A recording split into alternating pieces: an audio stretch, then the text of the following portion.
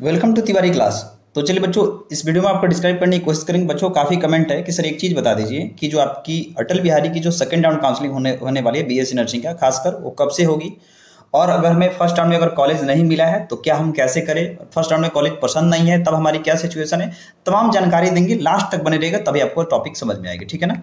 तो चलिए सबसे पहले बाबू अगर हम आपको बता दें कि इनकी थोड़ा हम आपको सबसे पहले क्या ले चलते हैं, तो आप लोग बोलोगे कि सबसे पहले हम आपको इनकी दिखाते हैं कि इनकी जो शेड्यूल है ना, शेड्यूल इन्होंने कब से कब तक दिया था और क्या क्या गाइडलाइन है, एक एक चीज बताएंगे। तो लास्ट तक बने रहिएगा और स्किप तो बिल्कुल मत कीजिएगा। अब देखिए, सबसे पहले अगर हम आपको यहाँ पे बताने की कोशिश करें तो चलिए ये आपका हम यहाँ से स्टार्ट करते हैं। आप लोग बोलोगे क्या सर, तो बाबू यहाँ पे अगर आपको बता दें कि start for registration for online counselling choice filling, आपको पता है 16 से स्टार्ट था। आप लोग बोलोगे बिल्कुल सर। एडमिशन लेने की कब से कब तक डेट थी, तो आप लोग बोलोगे सर 26 से लेकर 5 तारीख तक हमारी एडमिशन लेने की डेट थी। आप लोग बोलो ओके बिल्कुल सर, यहाँ तक तो आपने डाउट क्लियर कर दिया। अब यहाँ पे अगर हम आपको बताने की कोशिश करें स्टार्ट फॉर रजिस्ट्रेशन, तो ये जो सेकेंड राउंड हो रही है यहाँ पे आपको बता दें 10 जुलाई से स्टार्ट हो रही है, ठीक है ना। आई मीन सोमवार के दिन से आपकी काउंसलिंग स्टार्ट हो गई। आप लोग बोलो बिल्कुल सर, ठीक है, अच्छी बात है। अब जो सेकेंड राउंड में कौन कौन से बच्चे पार्टिसिपेट कर सकते हैं, तो जिन बच्चों का फर्स्ट में सीट अलॉटमेंट नहीं हुआ था, या जिन बच्चों को फर्स्ट में सीट पसंद नहीं आई थी, या आपका जिन बच्चों को फर्स्ट में जिन्होंने भाग नहीं लिया, वो सारे बच्चे सेकंड राउंड में भाग ले सकते हैं। 10 से आपकी काउंसलिंग स्टार्ट है। 14 तक आप लोग क्या कर सकते हो, रजिस्ट्रेशन कर सकते हो। 15 तक आपकी जो क्या हो जाएगी, आपकी चॉइस फिलिंग कर सकते हो।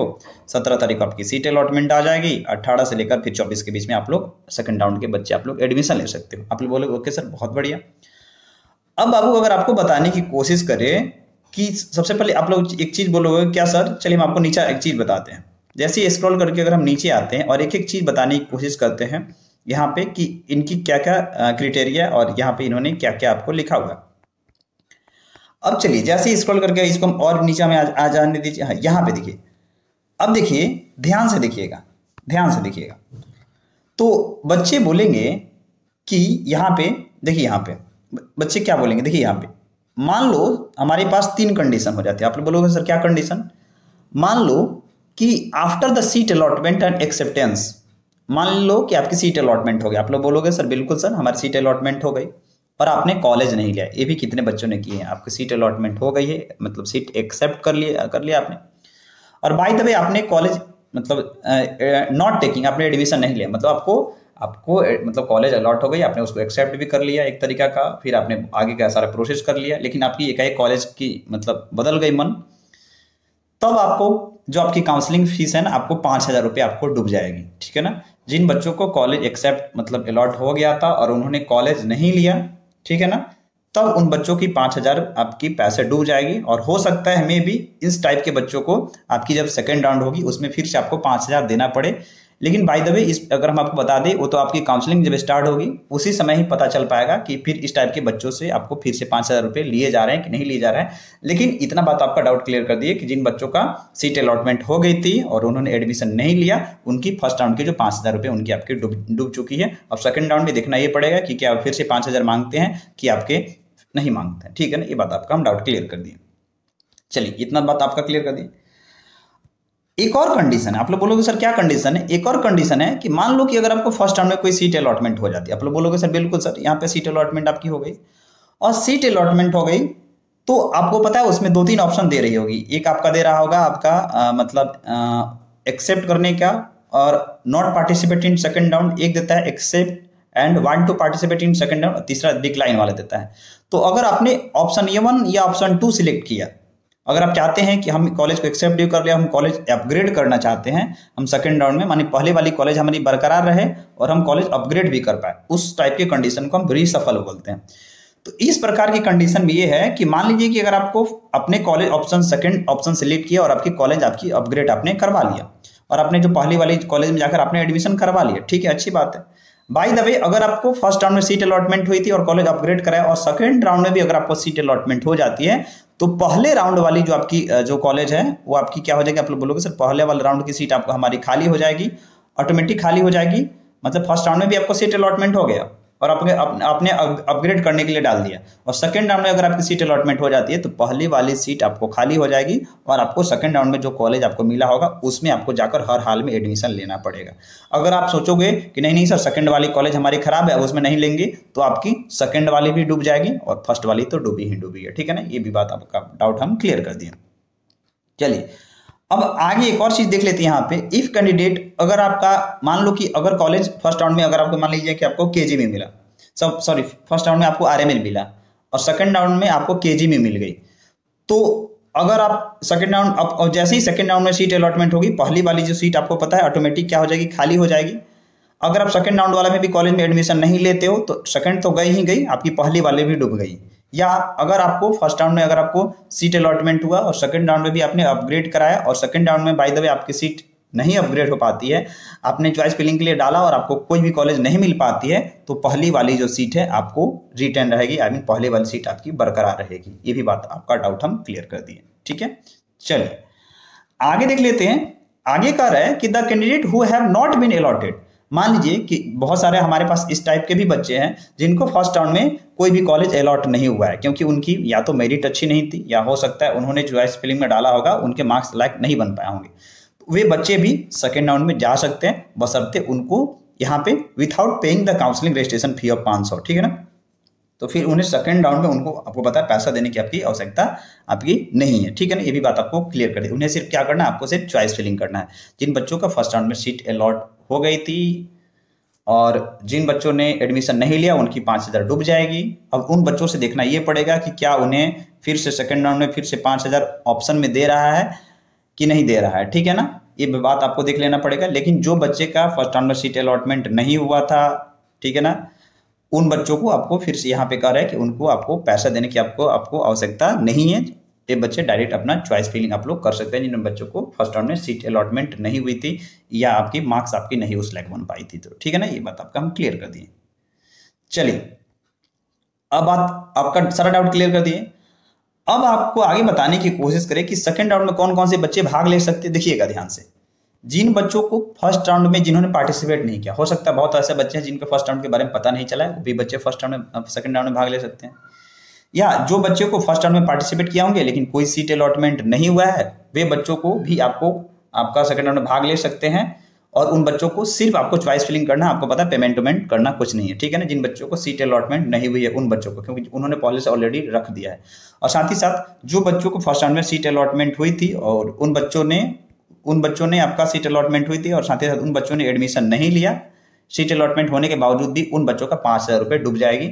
और देखना ये पड़ेगा कि क्या उनसे फिर सेकंड राउंड में फिर से 5000 रुपये मांगा जा रहा है कि नहीं मांगा जा रहा है, ठीक है ना। ये बात आपका डाउट क्लियर कर दिया। चलिए तो इतनी सारी आपकी हमने सेकंड राउंड से रिलेटेड जितने भी आपके डाउट थे हमने सारे आपको डाउट आपको सोल्व कर दिए, ठीक है ना। ये बात आपका हम सारा डाउट क्लियर कर दिए। अब अगर आपको बता दें, यहाँ पे अगर हम आपको बताने की कोशिश करें, जैसे आप लोग इस बार अगर फर्स्ट राउंड में सीट अलॉटमेंट हुई होगी तो आपके सामने 3 ऑप्शन आती होगी। एक एक्सेप्ट का मतलब एक फ्लॉट की आती होगी, एक फ्रीज की आती होगी और एक डिक्लाइन की आती होगी, ठीक है। तो एक्सेप्ट वाला में क्या है, अगर आपको फ्लॉट का मतलब है कि अगर आपको कोई कॉलेज मिली है तो आप जो है ना, आप जो क्या फ्लॉट का मतलब, फ्रीज का मतलब क्या होता है, लास्ट ही से स्टार्ट करते हैं। फ्रीज का मतलब ये हो गया कि आपको जो कॉलेज मिला आप उसे एक्सेप्ट कर लिए और फिर हम सेकंड राउंड में नहीं जाना चाहते हैं, ठीक है ना। इसके लिए आपने ये किया होगा। तो जो बच्चे फर्स्ट राउंड में जो इन्होंने एक्सेप्ट 1 पे क्लिक कर लिया होगा कि हम भाई इसको एक्सेप्ट करते हैं, हम नहीं जाना चाहते हैं सेकंड राउंड में, उन बच्चों को तो आपको इनको सेकंड राउंड में मौका नहीं दिया जाए, क्योंकि ऑलरेडी इन्होंने एक्सेप्ट कर लिया। अब इनके लिए सेकंड राउंड का ऑप्शन दरवाजा नहीं खुलेगा।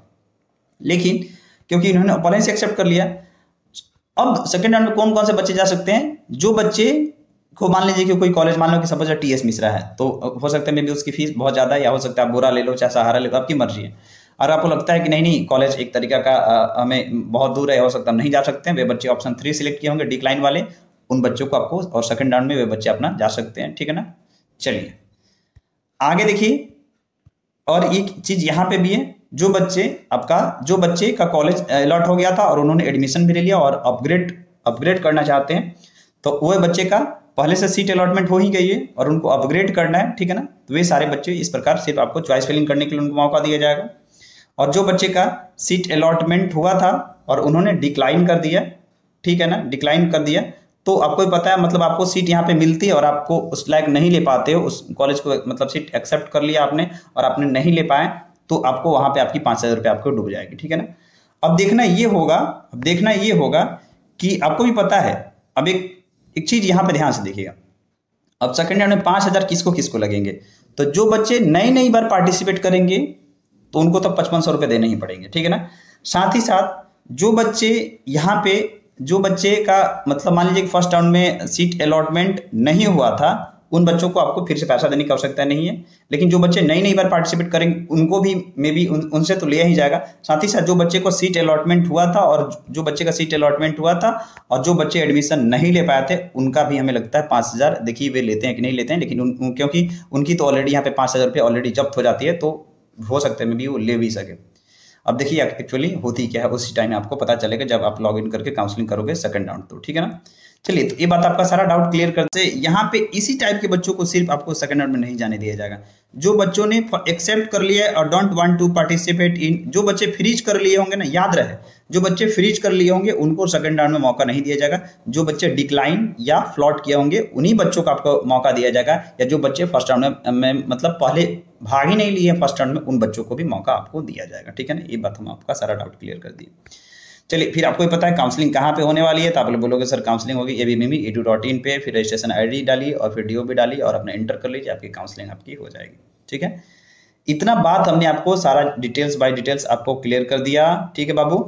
तो एक तरीका का, अब देखिए एक्चुअली होती क्या है यहाँ पे, अगर हम आपको बताने की कोशिश करें कि बच्चों इन्होंने यहाँ पे लिखा भी है यहाँ पे कि the candidate who have in deposit 5,000 रुपये है आपको यहाँ पे counselling registration fee online, accept candidate, उस कैंडिडेट को छोड़कर जो रजिस्टर्ड हुए हैं फॉर राउंड 1 और इनको कोई भी सीट अलॉटमेंट नहीं हुआ है। यहाँ पे कह रहा है, यहाँ पे candidate is required to the 5,000 उनकी आवश्यकता है, लेकिन किसको छोड़कर, मतलब चूंकि आपको भी पता है नए बच्चे से तो लेंगे ही लेंगे, बिल्कुल बात है, नए बच्चे से बिल्कुल लेंगे 5500।